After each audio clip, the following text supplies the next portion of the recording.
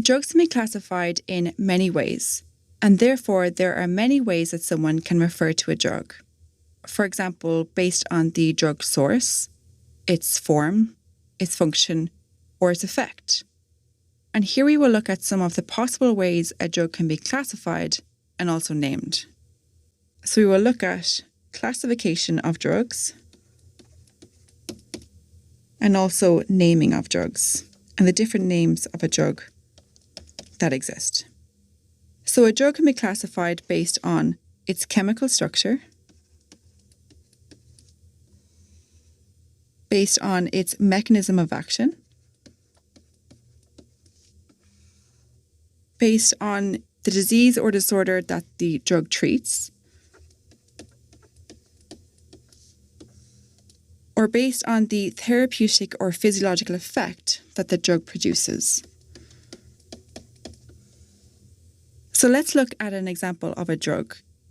And the example drug that we will look at is amphetamine.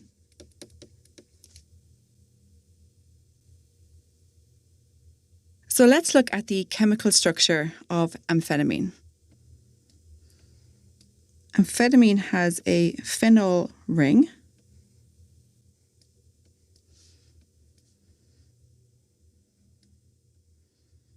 with the attached propane group modified with an amine. It is not important to know the specific chemical structure here, but this basic structure is found in a whole chemical family of drugs related to amphetamine. If classified based on its chemical structure, then amphetamine will be referred to as 1-phenylpropan 2-amine. So this name of the drug is the chemical name of the drug.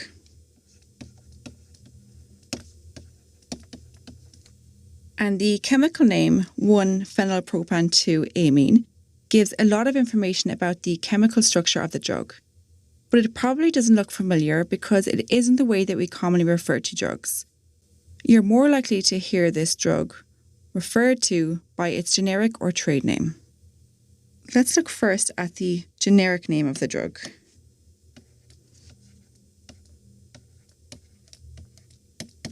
The generic name of the drug is the most official name used. And most generic drug names are now global, but some drug names can be different between countries, and they are assigned by an official body. In the US, the official body that assigns these names is known as the United States Adopted Names Council.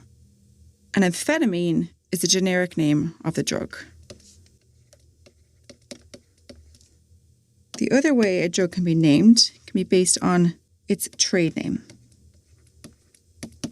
And the trade name or brand name of the drug is a legally registered trademark of a drug or a particular compounding or formulation of a drug by the pharmaceutical company. So there may be multiple trade names for a drug by multiple pharmaceutical companies. You may have heard the trade name Adderall for amphetamine, but also other trade names exist. For example, Evakio. So these are all the ways that a drug can be referred to, or the names of a drug. But let's now return to the classification of the drugs and our example, amphetamine. If classified based on its mechanism of action, it will be classified based on its molecular target and how and where the drug acts. For example, here we would have a receptor and the drug acting on this receptor. So if classified based on its mechanism of action and on its molecular target and where and how the drug acts in the body, it will be referred to as a sympathomimetic drug.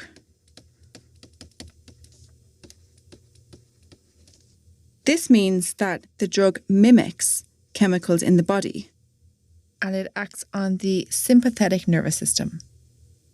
If classified by the disease or disorder that amphetamine treats, then amphetamine is used to treat narcolepsy.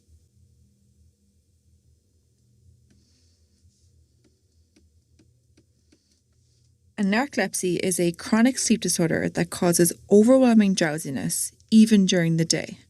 So if classified in this way, then amphetamine would be referred to as an anti-narcoleptic drug. If classified by its therapeutic or physiological effect that the drug produces, then amphetamine has a stimulatory effect.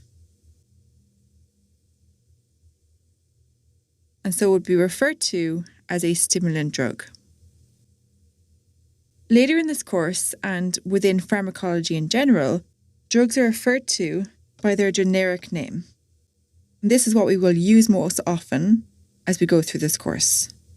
But you may hear some trade names of drugs in this course, as in some cases this is the most well-known name of a drug. For example, aspirin is the trade name of a drug, but the generic name of the drug is acetylsalicylic acid. And we will also look at an alternative way to classify drugs and to group drugs into functionally distinct categories.